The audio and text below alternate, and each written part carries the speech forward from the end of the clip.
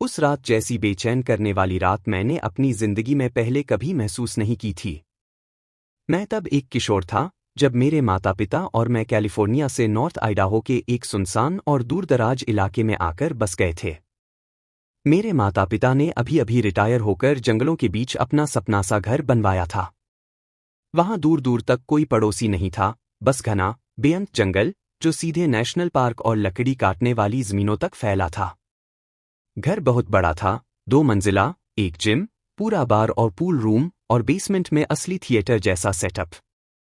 देखने में यह वही जगह लगती थी जहां लोग शांत, सपनों वाली जिंदगी जीने का सोचते हैं।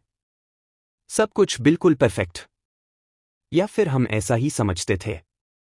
उन दिनों मैं अपनी हाई स्कूल गर्लफ्रेंड को डेट कर रहा था।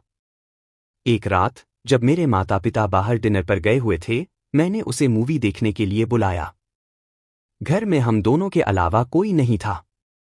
मैंने एक बियर खोल ली। कम उम्र होने के कारण मुझे पता था यह गलत है, पर लगा कोई देख तो नहीं रहा और हम नीचे थिएटर रूम में ग्लैडिएटर देखने चले गए। शुरुआत सब सामान्य थी, लेकिन आधी रात के करीब अचानक मेरे अंदर एक अजीब सा डर उभर आया, जैसे मेरा शरीर किसी खतरे को पहले ही पहचान चुका हो, पर दिमाग उसे समझ नहीं पा रहा था। दिल तेजी से धड़क रहा था और बार बार नजर पीछे वाली बड़ी खिड़कियों पर जा रही थी, जिनके उस पार सिर्फ काला घना जंगल था।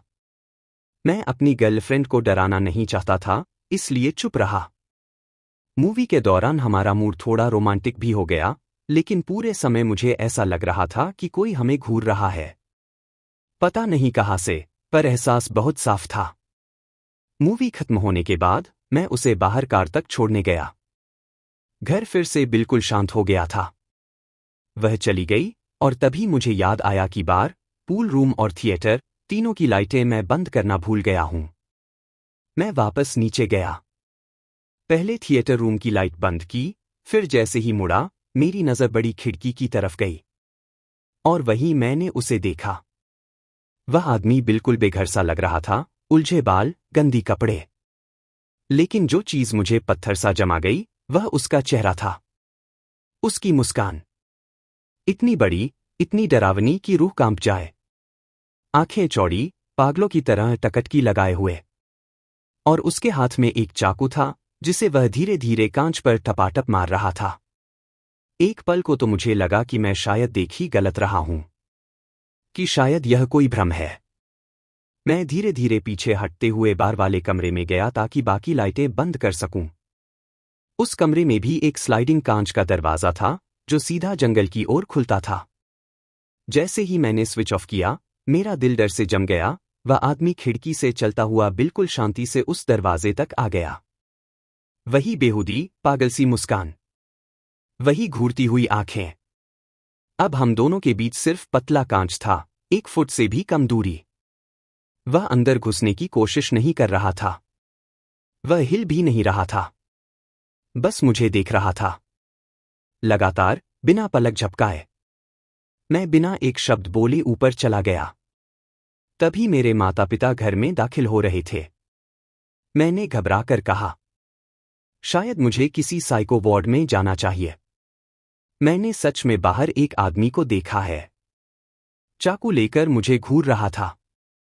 मेरी बात सुनकर मां का चेहरा सफेद पड़ गया। पापा की आंखें तेज हो गईं। वो बिना कुछ कहे सीधे गन सेफ की तरफ गए, राइफल उठाई और तेज कदमों से बाहर निकल गए ताकि पूरा इलाका चेक कर सके।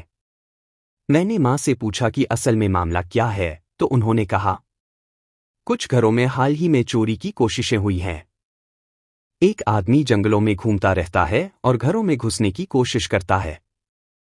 और तुम्हारे बताए हुए हुलिये से तो वह बिल्कुल मेल खाता है। पुलिस को बुलाया गया, लेकिन उन्हें कुछ नहीं मिला, न कोई पैरों के निशान, न जबरन घुसने का कोई सबूत। बस ठंडा, काला, खामोश जंगल। यहां कहानी खत्म हो जानी चाहिए थी, लेकिन ऐसा हुआ नहीं। उस रात जब मैं सोने गया, तो नीचे से हल्की सी टप टप की आवाज आने लगी। मेरा कमरा दूसरी मंजिल पर था, ठीक मूवी रूम के ऊपर। आवाज धातु जैसी लगती थी, जैसे कोई कांच पर धीरे धीरे ठोक रहा हो। मैंने खुद को समझाने की कोशिश की कि यह मेरा वहम है।